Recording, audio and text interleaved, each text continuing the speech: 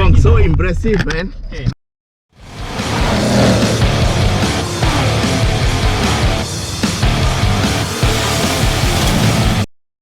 Alright guys, welcome to YS Khong driving. We are on Langkawi Island at the lighthouse, and this is the new HRV hybrid that comes with a 1.5 liter direct injection engine and a hybrid motor with a total horsepower of 152 horses and 190 Newton meters of torque.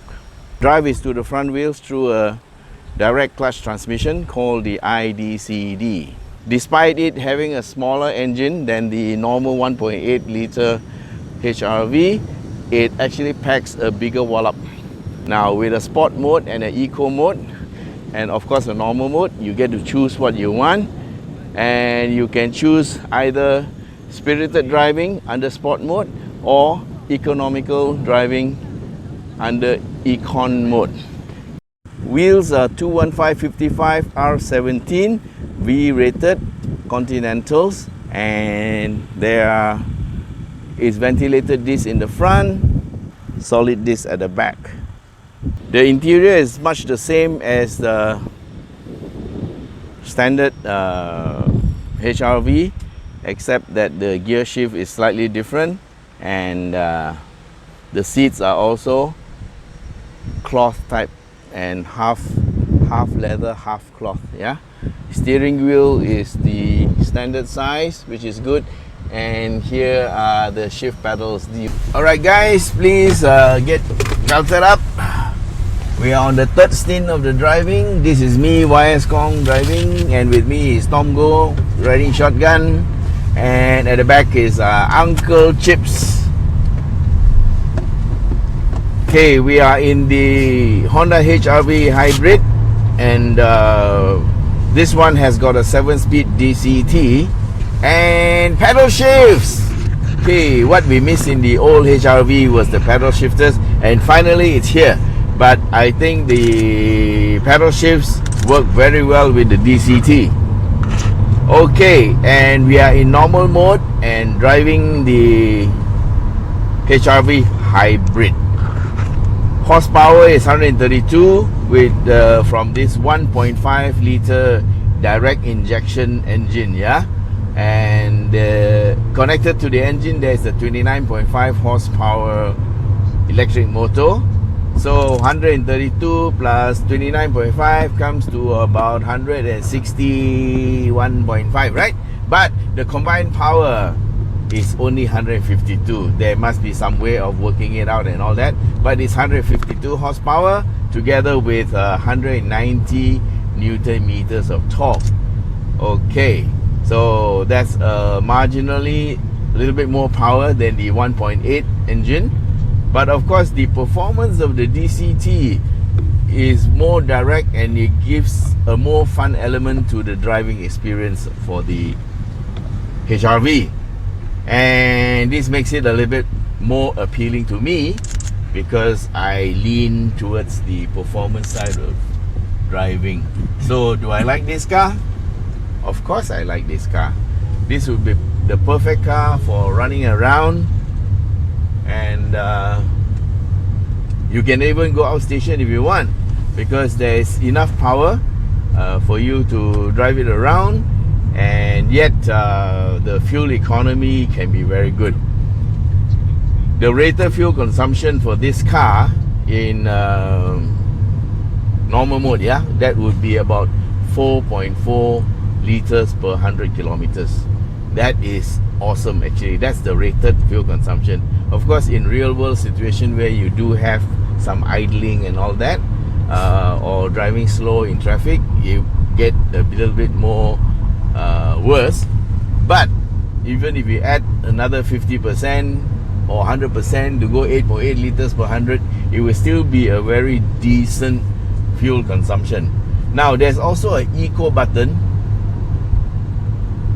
Wow, we have a very fierce driver overtaking. Okay, anyway, there is an eco button which allows you to be a bit more economical in your driving, and we are going to go. Yep.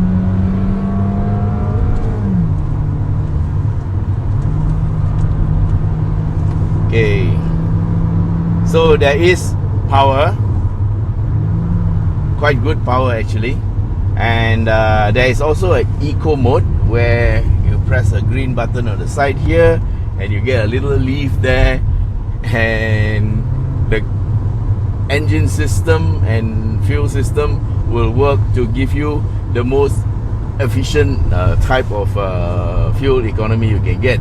And you want to be green and save fuel, you can run, it's okay, you can run on this eco mode, but you can turn it off, and there's a button at the bottom here next to the gear lever. You press it and you go into sport mode.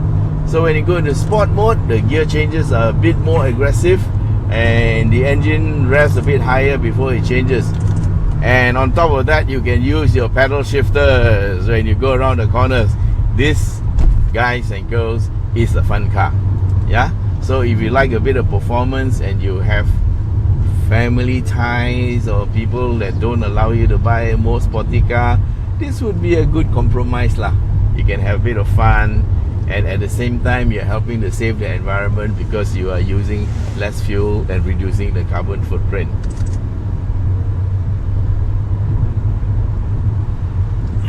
On the road driven at normal speed, it feels pretty nice and stable, very reassuring. Now the roads in Langkawi are not the best in the world, yeah? There's a bit of bumps here and there, but the HRV seems to take it very well. What do you think, Tom? I think it's very composed. Very composed, yeah? And you can drive around the corners without feeling, you have that feeling of security, right? Correct. Yes. And so, yeah, there's please. no sacrifice, to be honest, with the hybrid motor and the battery in the car. It actually feels better than a regular petrol HRV in terms of ride handling. Definitely. I think because the model has been here for quite some time, I'm going to go back to normal mode, yeah? Because we're not going very fast, no point wasting it. I think in the 3-4 years that the car has been here, the Japanese design engineers and all get feedback, Yeah. and with this new model, I'm sure they have done some tweaking here and there. Yeah. These are what you call running changes, where they don't tell you, but you get to feel it lah. I think they refined it and refined it and refined it over the couple of years. Yep. So it's feels very nice, and you are right. I agree. It drives much better than the standard HRV. So, well, if I was given a choice, I would get this one. And because it's CKD, there are some advantages. So this car, with all the advanced technology, is only retailing for 120,000 ringgit. And to me, that's a pretty good bargain.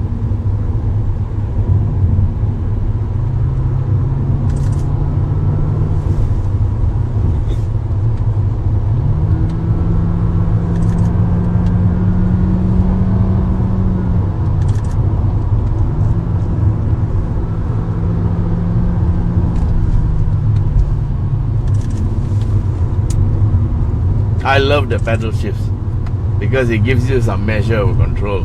Makes all the difference. Yep.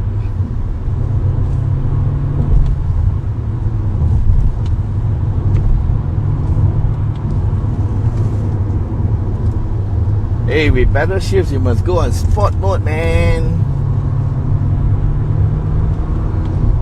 Yep.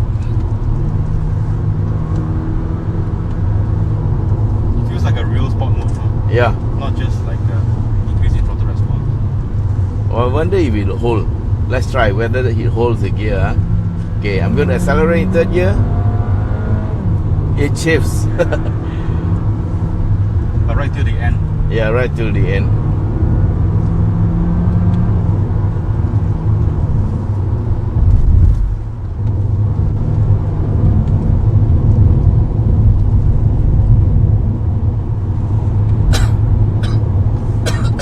Well, at 152 horses combined, it's probably one of the most powerful, or rather it is the most powerful HRV available, right? The rest of the world has got usually 1.5 engines, and some of them don't have the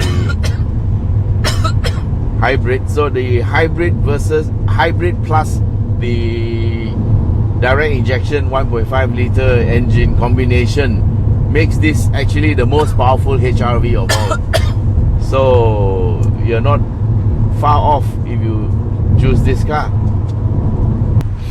The car is quite neutral. Of course, we're not going very fast, but the car feels pretty good going around the corners. Let's hold back a bit. Okay, we are going to slow down and hold back a bit. Hold back a bit. Because we're going to come to a winding stretch, I think. So we want to hold back a bit more. Old trick by motoring media.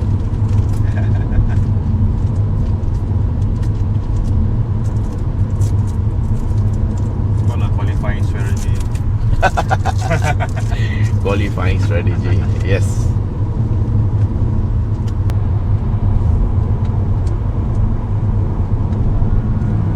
Okay, here's a bit of a winding stretch. Nice.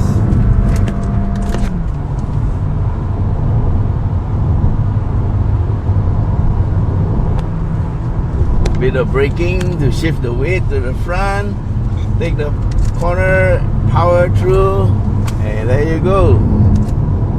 Oh, this is nice.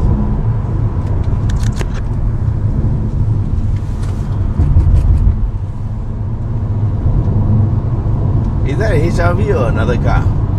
Yeah, both the HRV.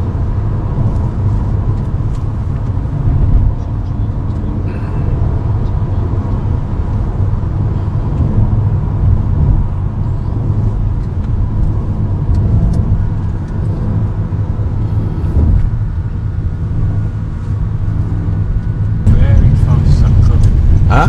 You drove very fast. No lah. I drove so slow. Just 2 corners only. Even my camera shutter speed cannot keep up with yours. So Uncle Chips, Yes. regarding the DCT, you've just did a bit of acceleration, and I'm not sure you drove it the other day, but how do you feel about the DCT versus the CVT? The DCT is definitely a lot smoother and it feels nicer. CVT, the older ones used to have that rubber band effect, which is very unpleasant when you're driving, especially when you're trying to accelerate hard. And personally, I like a DCT.